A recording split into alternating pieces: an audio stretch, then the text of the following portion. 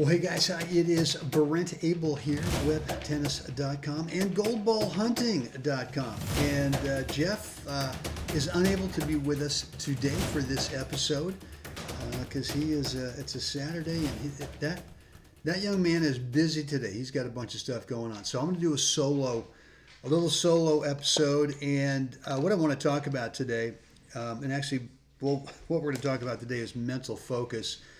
And it's kind of the first step that you've got to take to be able to start getting better clarity, better mental focus during your matches. And before we get into that, though, I want to make sure that you are aware that Jeff and I are still offering a free 10-minute private coaching call.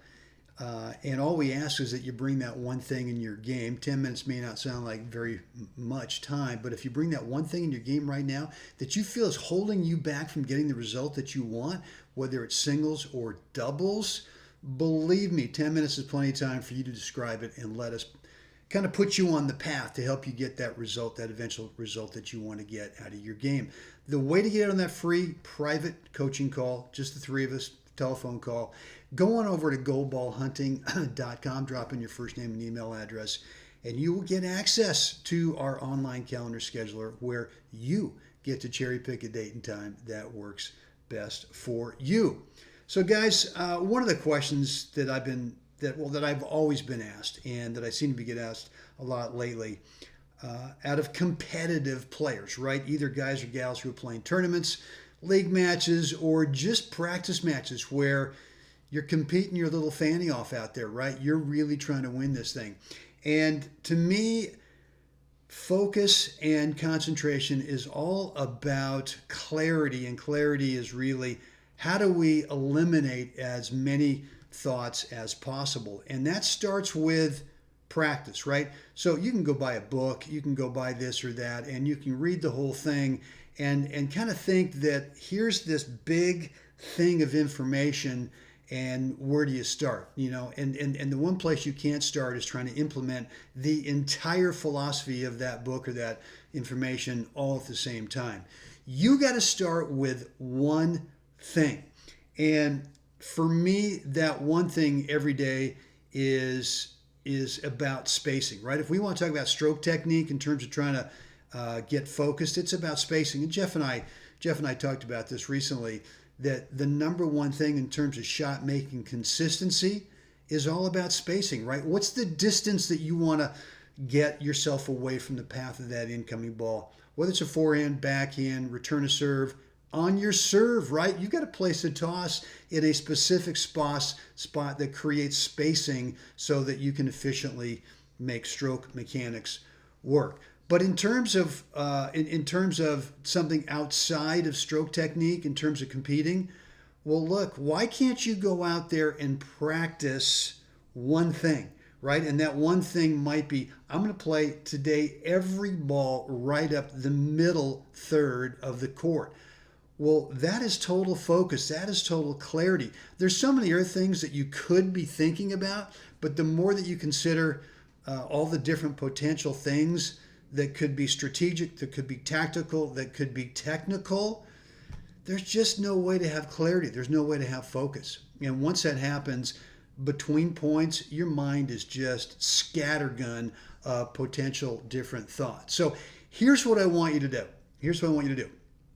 Is the next time you go out, and it doesn't matter if it's a drill session, if it's a practice set or match, if it's a league match or if it's whatever, I want you to commit to doing one thing on that day.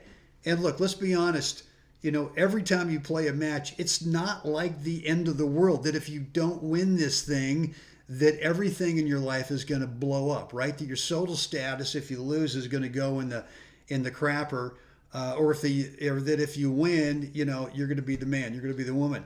That's never going to happen based on one match. So you could, no matter what the arena is the next time you play, again, drill, practice, league, tournament, whatever it is, decide beforehand what's the one thing that you're going to do on that day. You don't have to say, well, what's the one thing I'm going to work on today? Don't even say that. Just say, what's the one thing I'm actually going to do today? And in the beginning, you know what's going to happen. You'll be committed to it. But once you start losing a few points and you're still committed to doing that one thing, you know what? You're going to have that voice between points. Or if you're in a drill session where you're picking up balls where you're going, you know what? I better do something different. That's the voice that you got to just tell them to shut up. And you're going to stick to today on that one thing. And here's what happens when you get committed to staying to that one thing for today, no matter what the arena is today, no matter what the format is, whatever, is you come away with learning. You come away with a little nugget or two about yourself and about that one thing that you actually did on that day. And the next day you go out, you know what? You might tweak it a bit, or you might decide I'm going to work on something totally different today. The first day you might have worked out, I'm just taking every ball right down the middle third of the court. All right. The next day you might go out and say, you know what? Today I'm going to work just on spacing, right? Or whatever it is. It doesn't matter what it is. But eventually over time, you're going to be able to start to concentrate and get clarity and get focus so that you are not out there with kind of a scattergun approach. So there it is. That's kind of the formula for how you get better focus, how you get better clarity. And then once you get out there and you're playing leagues and tournaments, from there it's really kind of the same thing in terms of what I do between points. You know, I've done all my practice, all my drilling when I go, you know, prior to playing a tournament. And then when I'm out there playing a match, it could be that on that one match, hey, there's a certain tactic or strategy that I gotta deploy against this specific opponent. Okay, that's fine. I might say, I'm not going to allow the guy to go out to the corners of his court over there by me hitting out wide to a corner, either up the line or cross court, because I don't want to give that opponent an opportunity to look at the tennis court from the corner, because boy, the angles get bigger out there and players just feel so much more comfortable playing their shots from the corner of the court rather than from the middle. So it could be in a certain opponent, I got to go right up the middle, and I'm not going 1/3 up the middle. Today, I'm dividing the court into quarters, and I'm going right smack dab. I'm bisecting that second and third quarters right up the middle, really being precise with my target. And then what you do between points, I mean, I've got my own 4-part between points routine, and it could be that, you know, one of the parts is strategy, tactic. How do I want to start the next point?